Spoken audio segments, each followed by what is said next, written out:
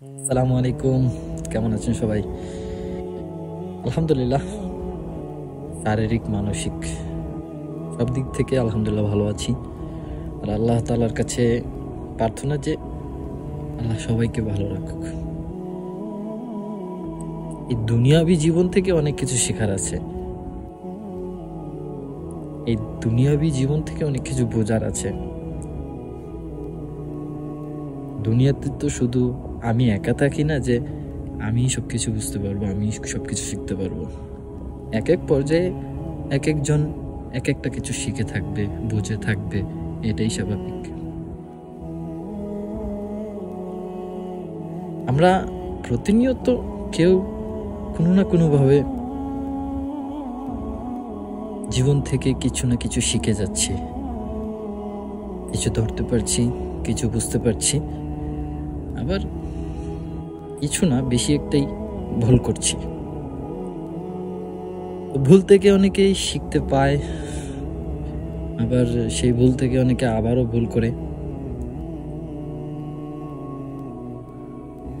আবার ভুল থেকে অনেক মানুষ অনেক কিছু বুঝতেও পারে। তো এটা স্বাভাবিক যে মানুষ ভুল করবে, আর এই ভুল থেকে শিক্ষা গ্রহণ করাটা একটা শিক্ষা। তো আমরা স্বাভাবিকভাবে ভুল করে থাকি, তো এটা থেকে আমাদের শিক্ষা অর্জন করাটা প্রয়োজন, যে একবার ভুল করেছি আরেকবার কেন করব। আর এটা স্বাভাবিক, মানুষের হয়েই থাকে, হয়েই যায়।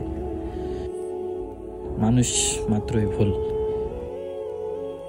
কথাটি যেমন বাস্তব তেমন সত্য।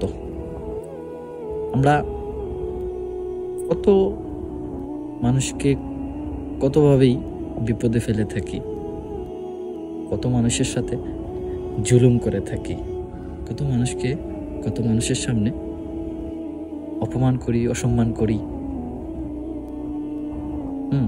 কথায় আঘাত করি, অনেকভাবেই মানুষকে কষ্ট দিয়ে থাকি। যে মানুষকে কতটা কষ্ট দিতে পারে, কতটা বিপদে ফেলতে পারে, কতটা জুলুম করতে পারে, কতটা অসম্মান অপমান করতে পারে, এটা মানুষই মানুষের জন্য করতে পারে। তো এখান থেকে একটা জিনিস নিশ্চিত, যে আপনি মানুষের প্রতি জুলুম করবেন, মানুষকে বিপদে ফেলাবেন, মানুষকে কারো না কারো সামনে অপমান করবেন, অসম্মান করবেন, সেগুলো আপনি করবেন, কিন্তু আপনি এর ফলাফল পাবেন না, এটা কেমন হয় না? তো আল্লাহ তাআলা এমনিতেই একটা নিয়ম দিয়েই দিয়েছেন অলরেডি, যে আপনি কাউকে জুলুম করবেন, কাউকে বিপদে ফেলবেন, কাউকে অসম্মান করবেন, কাউকে কষ্ট দেবেন, এই যেগুলোই আপনি করবেন এটা আপনার কর্মফল। আর আপনার কর্মফল মানে আপনারই, আপনি কাউকে জুলুম করেছেন কারো উপর, আপনি কাউকে বিপদে ফেলেছেন, যেইগুলোই বলছি এসবগুলোই যদি আপনি কারো উপর করে থাকেন, সেটা আপনাকে পেতে হবে। তবে সেটা দুনিয়াবি জীবনে, দুনিয়াতেই পেতে হবে, এটাই দুনিয়ার নিয়ম। আর দুনিয়াতে আপনি কারোর সাথে খারাপ করবেন, এই খারাপটা আপনি মৃত্যুর আগে পেয়েই যাবেন। দুনিয়াতে আপনি কারোর সাথে ভালো করেন, এই ভালোটাও আপনি মৃত্যুর আগে পেয়ে যাবেন, বুঝে যাবেন। আপনি কারোর সাথে খারাপ করলে সেটা আপনি মৃত্যুর আগে আপনার অনুভব হয়ে যাবে, যে আপনি ওই খারাপ কাজের জন্য আজকে আপনার এই অবস্থা, এবং ওই খারাপের জন্য আপনি আজকে এই পরিণতিতে ভুগছেন।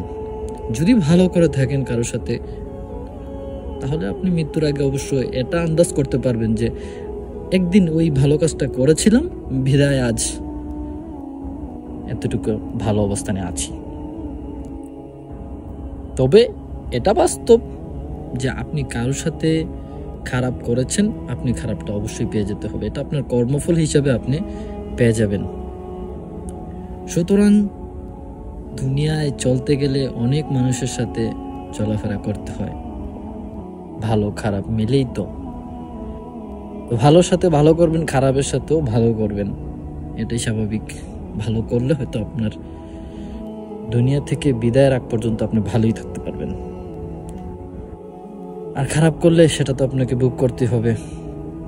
আপনি যতটা খারাপ করবেন তার চেয়ে দ্বিগুণ খারাপ আপনি ভোগ করতে হবে। সুতরাং আপনি যতই খারাপ করেন আন্দাজ করে রাখেন যে আপনি এর দ্বিগুণ বহন করতে পারবেন কিনা।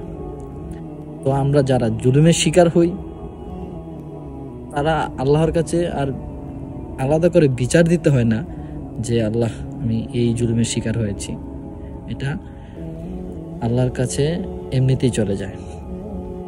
সুতরাং যারা এই দুনিয়াতে কারো না কারোর সাথে জুলুম করে যাচ্ছেন, কাউকে না কাউকে বিপদে ফেলছেন, নিজ ইচ্ছায় কাউকে না কাউকে অপমান সম্মান করছেন, কষ্ট দিচ্ছেন, তাদের কি হবে আল্লাহ ভালো জানে। হয়তো আজকে কষ্টে কষ্টে কথাগুলো বলছি, আমার কষ্টটা আমার কাছেই থাকবে। আমি যার কাছে আমার কথাগুলো পৌঁছানোর সে তো অনেক আগেই পেয়ে গেছেন। আপনাদের কাছে কিছু বলার নাই, আপনাদের কাছে শুধু এগুলোই যে মানুষকে কষ্ট দেবেন না, মানুষকে অসম্মান অপমান করবেন না, বিপদে ফেলানোর চেষ্টা করবেন না, কারোর সাথে তো জুলুম অবশ্যই করবেন না। এগুলো মানুষকে ক্ষতি করে, এবং মৃত্যুর আগে আপনি যখন এগুলো ভোগ করবেন তখন অন্য কেউ এটার ভাগিদারও হবে না। সুতরাং আপনি আপনারটাই বহন করতে হবে। সে সময় আপনি এগুলো সহ্য করতে পারবেন কিনা জানি না। যদি সহ্য না করতে পারেন তাহলে এগুলো কেন করবেন?